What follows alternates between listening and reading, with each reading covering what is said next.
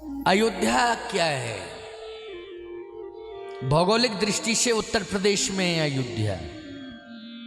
क्यों भाई, है कि नहीं? नदियों का आप नक्शा देखें तो नदियों में सरयू के तट पर अयोध्या है। तो आपके घर में सरजू जी आ जाएं तो घर ही ना बह जाएगा?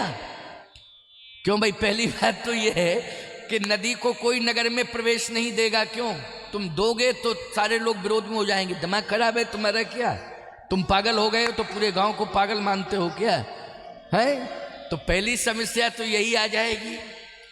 दूसरी बात, प्रदेश का आपका मुखिया यदि अपने प्रभाव में आ जाए और वो भी कोशिश करे तो सरजू को नहीं ला सकता है। वो एक कृत्रिम सरजू कोई नदी बना दे या नदी को नदी से जोड़ दे, ये अलग बात है। क्यों भाई? लेकिन अयोध्या से सरजू को लाए वो संभव नहीं है। नदी से नदी जोड़ो ये अभियान तो चल रहा है, लेकिन फिर भी वो संभव नहीं किसी के घर में या किसी के गांव में प्रवेश करा दे, वो संभव नहीं है। लेकिन हमारे आपके लिए आध्यात्मिक दृष्टि से संभव है। पहले हमें यह विचार करना पड़ेगा कि सरयू का उद्गम कहां से हुआ है, गंगा का उद्गम कैसे हुआ, सरयू का उद्गम कैसे हुआ, मंदाकिनी का उद्गम कैसे हुआ, नर्मदा जी का उद्गम कैसे हुआ। तो आप तो नर्मदा जी के समीप में ही हो। अमरकंटक यहाँ से 100, 150, 200 किलोमीटर होना चाहिए। कितना होगा? 150 पास ही है अमरकंटक, उद्गम स्थल है। भगवान शंकर ने मैकल पर्वत पर तपस्या की है और उस तपस्या से जो भगवान शिव के नेत्रों से, शरीर से, रोम रोम से जो रस प्रवाह हुआ है, याद रखना वही जो है नर्मदा के रूप में प्रवाहित हो गया। समझ गए हो कि नहीं? इसलिए मान्यता यह है कि भगवान शंकर की पुत्री हैं।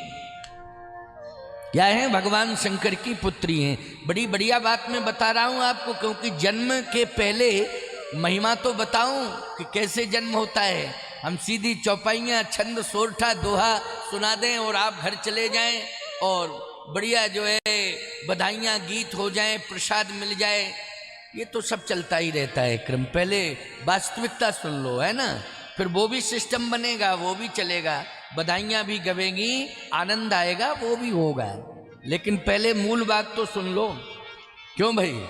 तुम्हारे घर में तो आटा आ गया है, किसान से तो पूछो कि ये आटा बना गेहूं से, और गेहूं कैसे बोया गया, कितनी मेहनत लगी इसमें, कितना परिश्रम। या धान, चावल तो तुमने आया, बटलोई में रखा, कुकर में रखा, 2 सीटी मारी, भात बन गया, दाल में मिला के खा गए। अरे उस किसान से पूछो, कृषि निरावहि चतुर किसाना, जिम बुध तजह मोह मद माना।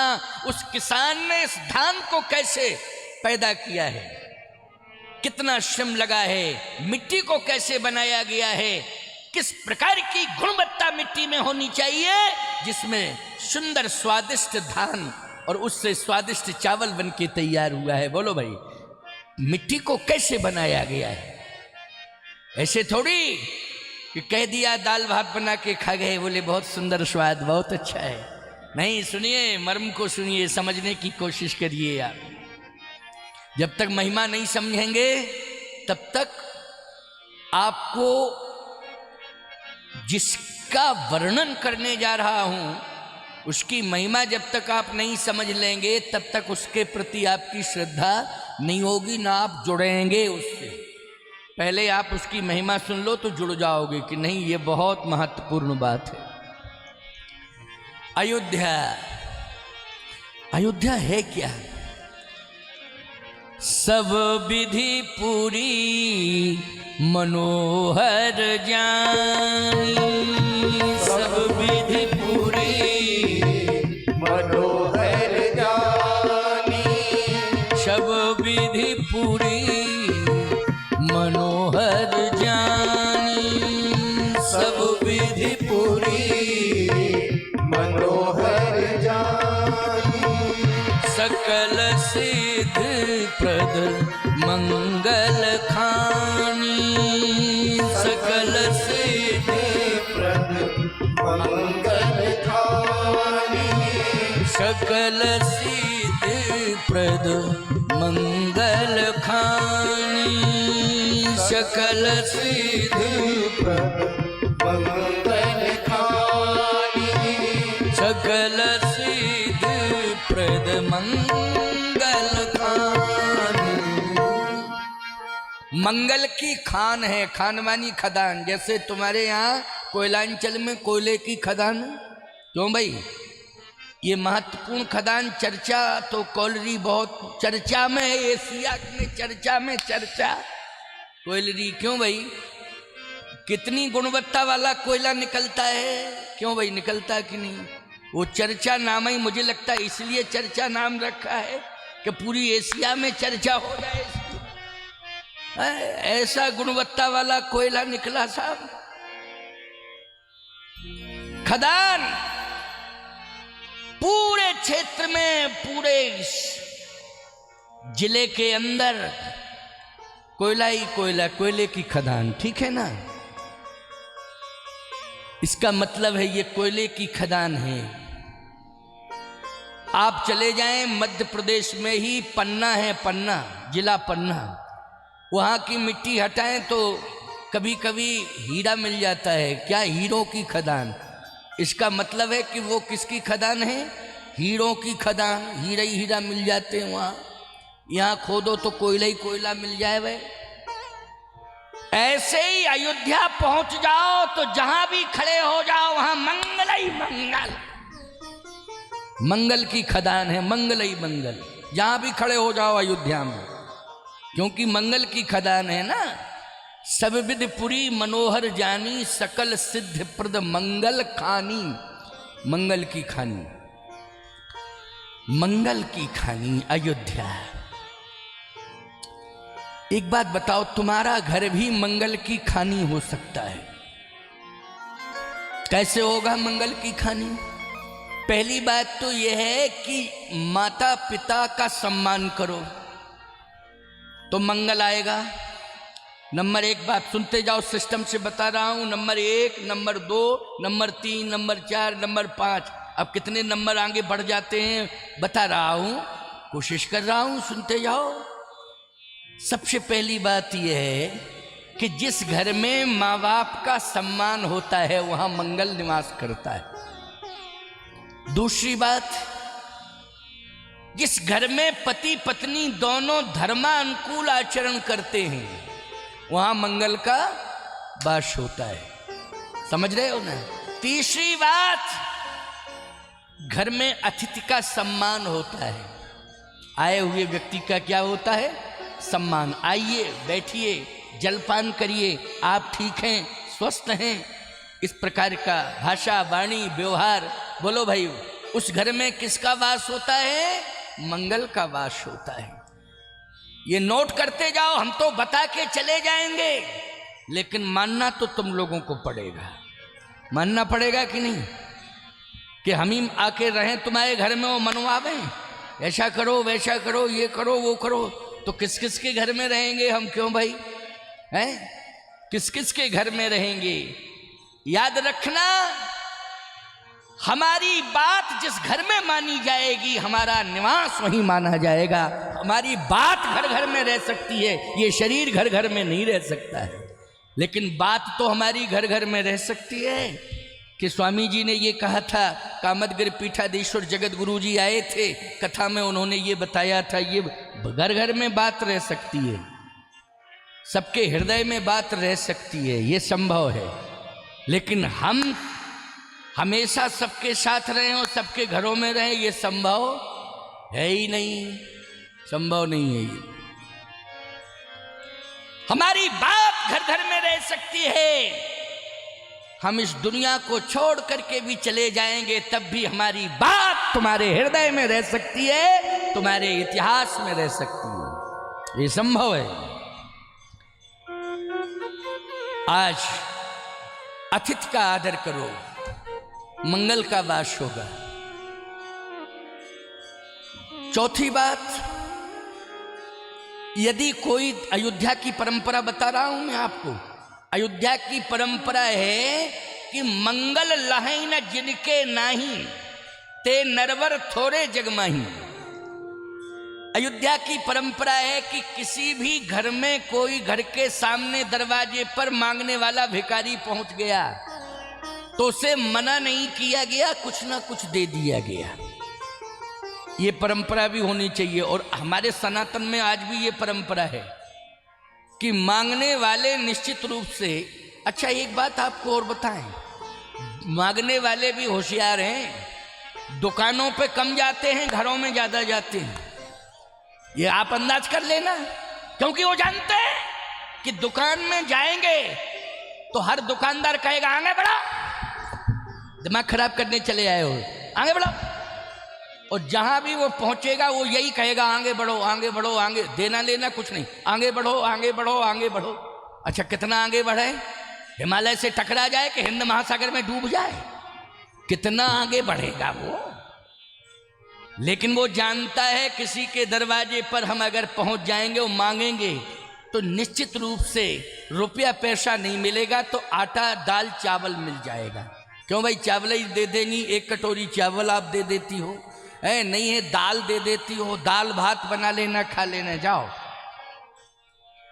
रुपया पैसा कुछ भी, लेकिन मना नहीं किया जाएगा, ये मान्यता है।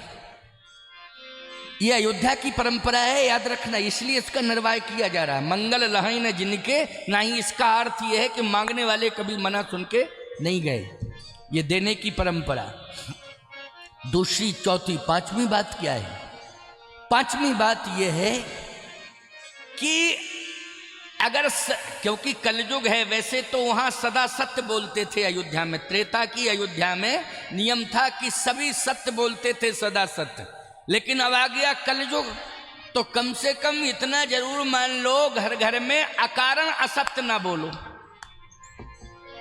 इतना तो कर ही सकते हो, क्यों भाई, कोई कारण पड़ जाए अलग बात है, लेकिन अकारण असत्य मत बोलो।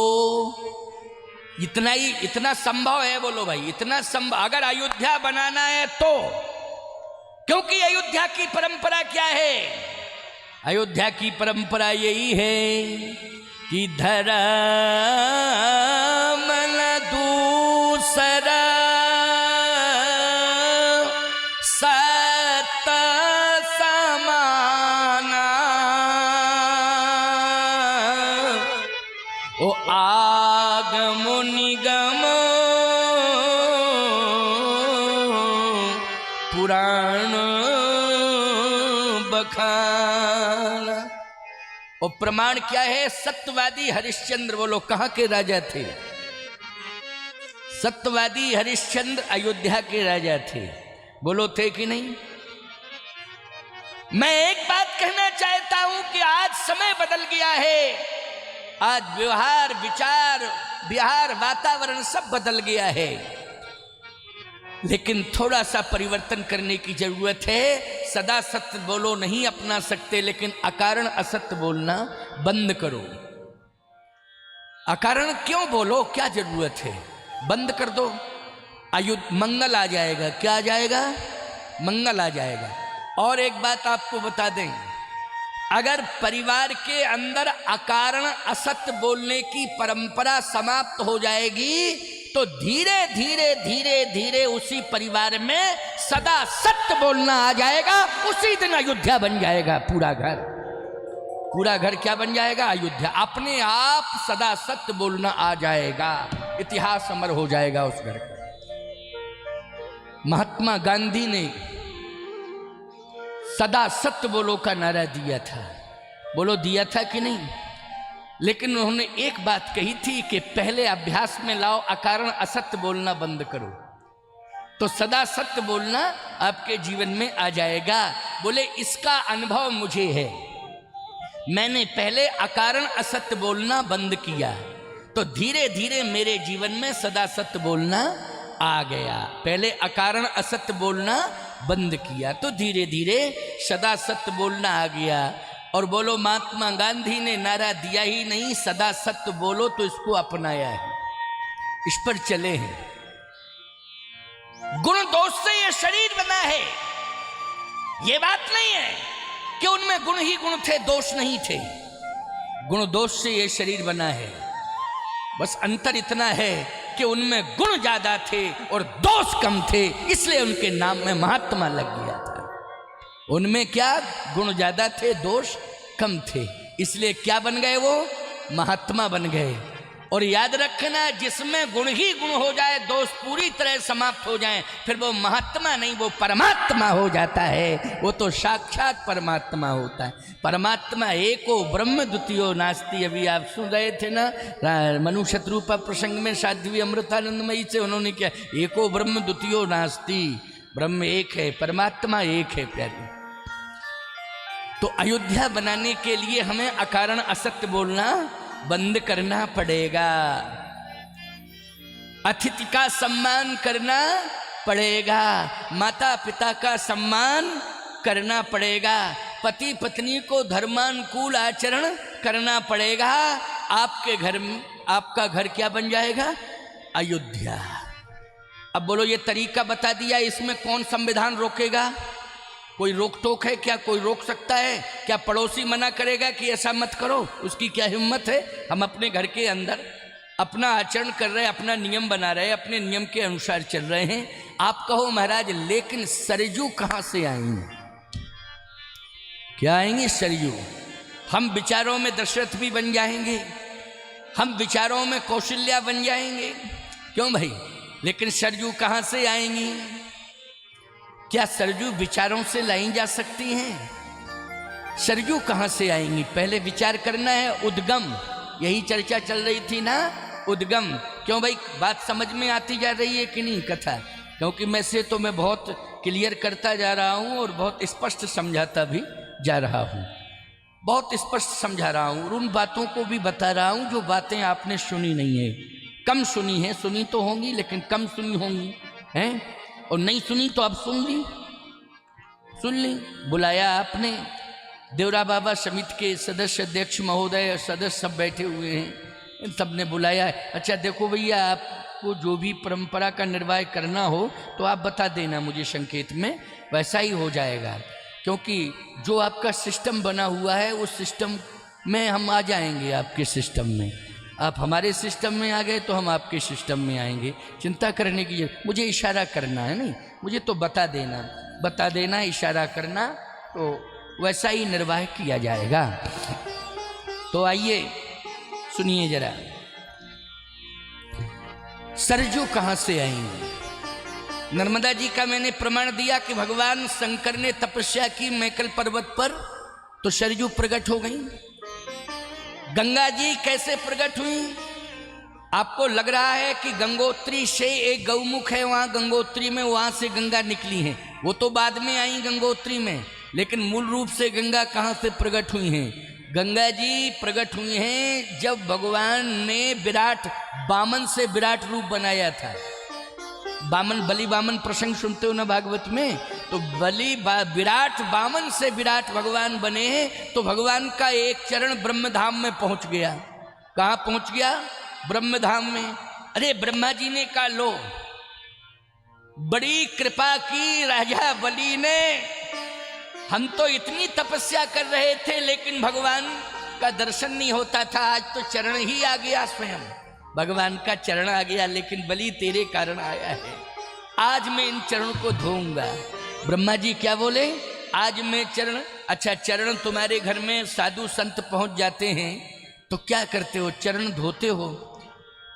पूरे अंगों में कौन सा अंग धोते हो, जल्दी बताओ? नाक धोते हो? हाँ भाई, कोई नहीं धोता। क्यों भाई? मुंह धोते हो? नहीं, पानी लेके आ जाते हो, महाराज नाक धो लो अपनी, मुंह धो लो, आंख धो लो, लेकिन चरण हम धोएंगे। चरण आप नहीं धोगे, चरण तो हम धोएंगे। क्यों, यही भाव है कि नहीं? चरण कौन? बोले चरण तो हम धोएंगे। बात बिल्कुल सही है। क्यों भाई, है सही बात कि नहीं कि चरण हम धोएंगे? चरण ही धोए जाते हैं, याद रखना। चरण धोने की परंपरा है, यहां तक कि ब्रह्मा ने इसका पालन किया है, ब्रह्मा ने चरण धोए। भगवान कृष्ण ने सुदामा के चरण धोए। बोलो भाई, भगवान ने धोए कि नहीं धोए चरण? किसके? सुदामा के। देख सुदामा की दीन दशा, करुणा करके करुणा निधि रोए। पानी प्राप्त को हाथ छुओ नहीं, नैनन के जल सो पग धोए। नैनन के जल सो पग धोए। इतने आंसू निकले भगवान कृष्ण के, इतने आंसू निकले कि याद रखना, एक आंसुओं की नदी प्रवाहित होने लगी। पानी की जरूरत नहीं पड़ी, आंसुओं से ही चरण धुल गए। भक्त के चरण भगवान धोता है। बोलो, धोता है कि नहीं धोता है? भक्त के चरण भगवान धोता है। याद रखना, भगवान के चरण तो भक्त धोता ही है, लेकिन भक्त के चरण भी भगवान धोता है। लेकिन सत्य तो यह है कि ब्रह्मा भगवान के चरण धोता है, लेकिन भगवान ब्रह्मा के चरण नहीं धोते। कितना अंतर है बोलो। भक्त और ब्रह्मा की तुलना करिए जरा भक्त से। चलिए, एक और हम भक्त को खड़ा कर रहे हैं और दूसरी ओर हम भगवान को खड़ा कर रहे हैं, लेकिन भगवान के चरण भक्त धोएगा। लेकिन बोलो, भक्त के चरण भी भगवान ने धोए कि नहीं धोए? धोए, प्रमाण मिल गया। लेकिन ब्रह्मा ने भगवान के चरण धोए। भगवान ने कहा ब्रह्मा के चरण धोए? बता दो जरा। बड़ी महिमा है भक्ति की। इसलिए भक्त बनो। ब्रह्मा ज्ञानी है। बोलो, क्या है ब्रह्मा? जल्दी बोलो। ज्ञानी है ब्रह्मा। और सुदामा क्या है? भक्त है। सुदामा भक्त है और ब्रह्मा ज्ञानी है। ब्रह्मा से बड़ा ज्ञानी कौन होगा? ब्रह्मा आज चरण धो रहा है, लेकिन याद रखना, बलि कौन है? भक्त है। बलि कौन है? भक्त है। आज नरसिंह भगवान का भी जन्म हुआ ना, नरसिंह चतुर्दशी है आज। समझ रहे हो? आज नरसिंह भगवान का जन्म। दोनों जन्म एक साथ पड़ गए, राम जन्म कथा के क्रम में और नरसिंह भगवान का भी जन्म। और याद रखना, यही तो संधि काल में ही तो जन्म हुआ था, और संधि काल में ही मैंने प्रवेश किया। याद रखना, जब मैंने कथा मंडप में प्रवेश किया, उसी समय देखो, पूर्व में कामदगिरि पीठाधीश्वर बनने के पहले मैं नरसिंह पीठाधीश्वर था। बुंदेलखंड में जनपद जालौन में एक नगर है, तहसील है वो, क्रौंच नाम था पुराना, अपभ्रंश में कौंच कर दिया, क्रौंच था वो। क्रौंच एक पक्षी का नाम था, और वो पक्षी ऋषि ही क्रौंच ऋषि के रूप में पक्षी ऋषि पक्षी बने थे। ऋषि क्या बने थे? पक्षी बन गए थे। तो वो क्रौंच नाम के ऋषि वहाँ तपस्या किए, उनका एक आश्रम भी बना है वहाँ, इसलिए उसका नाम कौंच हो गया, क्रौंच था वो। वहाँ एक विशाल नरसिंह मंदिर है, लगभग इतिहास में 1100 वर्ष पुराना इतिहास है।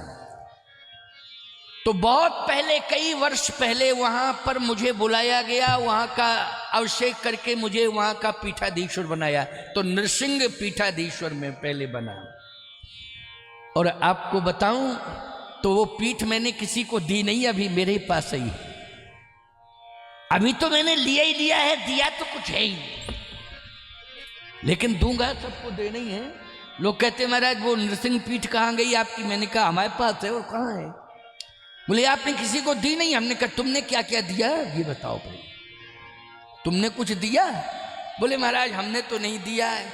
तो हमने कहा तुम किसको दोगे ये बताओ, तुम्हारे पास जो चीज़ है। बोले इस पर विचार कर रहे हैं। हमने कहा जब तुम विचार कर रहे तो हम भी नहीं विचारे दे दें, हमको भी विचार करना पड़ेगा, इसलिए विचार कर रहा हूँ। देना तो है ही है, अब देने का क्रम शुरू होने वाला है, दूंगा ही। लेकिन नृसिंह पीठ का मैं पीठाधीश्वर हूँ और आज नृसिंह चौदस है, नृसिंह जयंती है। जैसे ही मैंने प्रवेश किया संध्या काल में, उसी समय नृसिंह भगवान का जन्म हुआ था कथा मंडप में जब मैंने प्रवेश किया। तो याद रखना, मैं नृसिंह पीठ का प्रतिनिधित्व करता हूँ, नृसिंह भगवान के उस पीठ का मैं प्रतिनिधि हूँ। तो सीधी सी बात यह है कि नृसिंह भगवान का तो जन्म अदृश्य रूप में हो गया है, लेकिन दृश्यमान रूप से नृसिंह भगवान ने मुझे आपके पास भेज दिया है। इसलिए ये स्वर्णिम काल आपके लिए है। क्या है? स्वर्णिम काल है।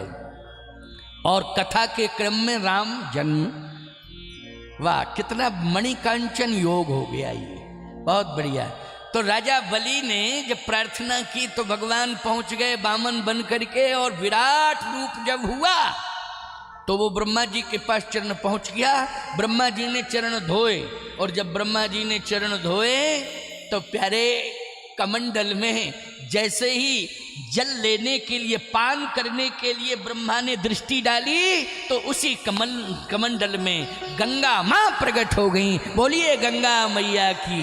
गंगा जी का दर्शन हो गया, गंगा प्रकट हो गई। इसलिए नख नरगता मुनिवंदता, त्रैलोक पावन सुरसरी, त्रैलोक पावन सुरसरी। भगवान के पद नक्शे गंगा का प्रादुर्भाव हो गया। तो गंगा तो ऐसे प्रकट हो गई कमंडल में, अमरकंटक में तपस्या के प्रभाव से मां नर्मदा प्रकट हो गई। सरजू कैसे प्रकट हुई? याद रखना, ब्रह्मा जी तपस्या कर रहे थे। ब्रह्मा जी तपस्या कर रहे थे कि हे प्रभु, क्या आप मुझे दर्शन नहीं दोगे? आपका चरण तो आ गया, लेकिन आपके मुखारविंद का दर्शन नहीं हुआ। चरणारविंद का हुआ है, लेकिन मुखारविंद का दर्शन नहीं हुआ। क्या आप दर्शन नहीं दोगे? मैं तपस्या कर रहा हूं, और जब तक आप दर्शन नहीं दोगे तब तक मैं तपस्या से हटूंगा ही, तप ही करता रहूंगा। अब बैठ गए ब्रह्मा जी तपस्या करने के लिए। इतनी तपस्या की ब्रह्मा ने कि शरीर जर्जर हो गया, बिल्कुल अस्थि पंजर हो गया शरीर, याद रखना। और जैसे ही शरीर अस्थि पंजर हुआ, भगवान को दया लगी। जैसे अस्थि मात्र हो गए उस शरीरा, महाराज मनु का प्रसंग आता है ना, अस्थि पंजर शरीर महाराज मनु का हो गया था, तो भगवान को दया लगी कि नहीं लगी? जल्दी बोलो। है तो मृतक जियावन गिरा स्वाई, अस्थि मात्र हो गए उस शरीरा। ठीक ब्रह्मा की यही कंडीशन हो गई, अस्थि पंजर हो गया। मनु जी ने भी प्रतिज्ञा की थी कि जब तक आपका दर्शन नहीं कर लूंगा तब तक तपस्या करता ही रहूंगा। ब्रह्मा ने भी आज प्रतिज्ञा कर ली है कि जब तक आपका दर्शन नहीं कर लूंगा तब तक मैं तप से हटूंगा ही नहीं। और वही कंडीशन हो गई साहब, जर्जर शरीर हो गया। किसका? ब्रह्मा का। भगवान प्रकट हो गए, और भगवान ब्रह्मा के तो नेत्र बंद थे। जैसे ही भगवान प्रकट हुए तो ब्रह्मा के शरीर को, अस्थि पंजर शरीर को देखकर रोने लगे, आंखों से आंसू गिरने लगे। उसी समय सरजू मैया प्रकट हो गई नेत्रों से। बोलिए सरजू मैया की। सरजू मैया प्रकट हो गई। समझ रहे हो कि नहीं? ये है सरजू मैया का उद्गम। भगवान के नेत्रों से सरजू मैया प्रकट हुई। लेकिन ब्रह्मा के तप से प्रभावित होकर भगवान जैसे ही रोए, देख करके आंसू निकले, तो उन आंसुओं की धार से सरजू मैया का प्रवाह हो गया और सरजू मैया प्रकट हो गई। ब्रह्मा ने एक साथ भगवान का भी दर्शन किया और सरजू मैया का भी दर्शन किया। बोलिए सरजू मैया की। याद रखना, आपके सत्य आचरण से जिस दिन आपके परिवार के सदाचरण से प्रभावित होकर परमात्मा द्रवीभूत हो जाएगा, उसी समय आपके घर में सरजू मैया का प्रादुर्भाव हो जाएगा। परमात्मा के द्रवित होते ही सरजू का प्रादुर्भाव होगा। तो बोलो भाई, ऐसी सरजू लाई जा सकती हैं कि नहीं घर में, कि परमात्मा आपके सदाचरण को देख करके उसके नेत्रों में प्रेम आंसू आ जाएं।